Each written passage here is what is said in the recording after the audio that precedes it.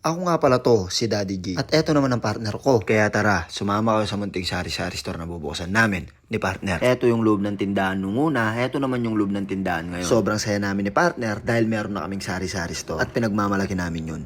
Kakagising lang namin ni partner dito at excited na kaming tumayo at para asikasuhin ang sari-sari store namin. Dahil tapos namin magpintura kahapon ni partner at konti na lang yung pipinturahan namin ngayon. Ngayon din mismo mamimili namin ang ilalagay namin sa tindahan. Pero syempre bago kami mamili, double check muna namin ang tindahan para mas malinis namin siya ng gusto. Yan nga pala yung mga gamit na nailabas namin kahapon kaya sobrang napagod si partner at ako. Eto na din yung loob na sari-sari store, sobrang linis niya na tignan kaya kung ako sa'yo bumili ka na dito. Dito lilinisin ko naman yung bintana dahil kinain na siya ng alikabok. Sabi nga ni partner sa akin kaya daw sobrang daming alikabok at makala dahil matagal daw nagsara ang sari-sari store nila. Dito kumain na kami ni partner dahil aalis na kami para mamili. And syempre bago kami kumain huwag kalimutan mag-pray. Tara kain po tayo. At habang kumakain ako konting kwento lang. Kahit ano po ang mga pinagdadaanan natin sa buhay, huwag po natin kalimutan kumain, huwag po natin pabayaan ang ating sarili. Meron nga po tayong kasabihan na ang totoong kayamanan ay ang kalusugan. Kahit anong mga problema ang pinagdadaanan natin, ang importante healthy tayo. Ang kasabihan nga po ng mga matatanda noon, di baling mamatay silang busog, wag lang gutom. Ang akin lang unahin palagi natin ang ating kalusugan. Pagtapos namin kumain, umalis na kagad kami ni partner, baka kasi abutan na naman kami ng gabi. At sa RCS nga pala kami namili para makatipid at mura ang mga bilihin. Nauna na nga pala ako kay partner para kumuha na ng card. Dito tumingin na si partner sa mga sabon, shampoo, Colgate at iba pa. Ayan nga pala yung mga binili namin, yung mga pang sari-sari store talaga. Sobrang dami nga naming nabili, pera na lang yung nagpapakyut dyan sa harapan. Kaya nagpapakyut niyan sa akin kasi gusto niya makalibre ng Samji. Ayan na nga pala yung mga pinamili namin. Ayan, pinasakay na namin kila kuya. Sobrang dami, parang hindi magkakasya sa motor. At shoutout nga pala kila kuya. Sobrang bait nila. Talagang diniskartihan nila yung mga kaon-kaon para magkasya talaga sa motor. Etong si partner naman, nagpapakyut talaga. Ayan, napuwing daw siya pero nagpapakyut lang talaga niyan sa akin. Dito, pauwi na naman kami at nagpapakyut na naman si partner dito at inaarot niya na naman ako ng walang umpay. Iba talaga tong partner ko. Tingnan niyo naman yung ginagawa niya habang nasa biyahe kami. At dito nga, dinaanan na din namin yung screen na kailangan nilagay sa tindahan. Hindi kasi talaga makukumpleto ang sari-sari store mo kapag walang ganito. Bumili na din kami ng carpet dahil inalis namin yung lumang carpet nila partner. Dito, binayaran ko na nga yung carpet at screen na ilalagay namin sa sari-sari store namin ni partner. At dito, pag uwi namin ni partner, nadatnan ko si Arnold kaya nagpatulong na ako kay Arnold na ilagay yung carpet. Nagpatulong na ako kay Arnold dahil paggabi na din kasi dito. Pagdating nga pala sa mga carpet, ito nga pala yung pinaka-favorite ko na carpet, yung parang kahoy, hindi siya mainit tignan, napaka-presko niya tignan. Ito na nga pala yung loob ng sari-sari store namin ni partner, napakaganda niya na at napakalinis niya na tignan pero hindi pa kami tapos ni Arnold dyan.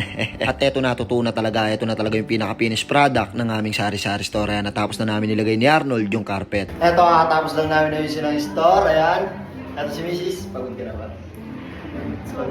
Ayun, dahil pagod na daw si Mrs., hindi ko na ipipilit kung ano pa yung pwede namin gawin ngayon dahil gabi na din, magpapahinga na kami. Dahil napakaganda ng partner ko, may like siya sa akin. Pagbigyan nyo na kami kahit isang kiss lang. Nilagay na nga pala namin yung mga pinamili namin dito sa loob para bukas, lalagay na lang namin dito sa mga istante na nakakabit. Isa lang ang masasabi ko, masaya kami ni partner sa sari-sari store namin. Nagpapasalamat kami sa Panginoon dahil kung di dahil sa kanya, wala kami neto. Kaya huwag kalimutan mag-like, comment, and share. At syempre, i-follow ang Daddy G page at tabangan ng mga kaganapan dito sa sari-sari store ni Daddy G at partner.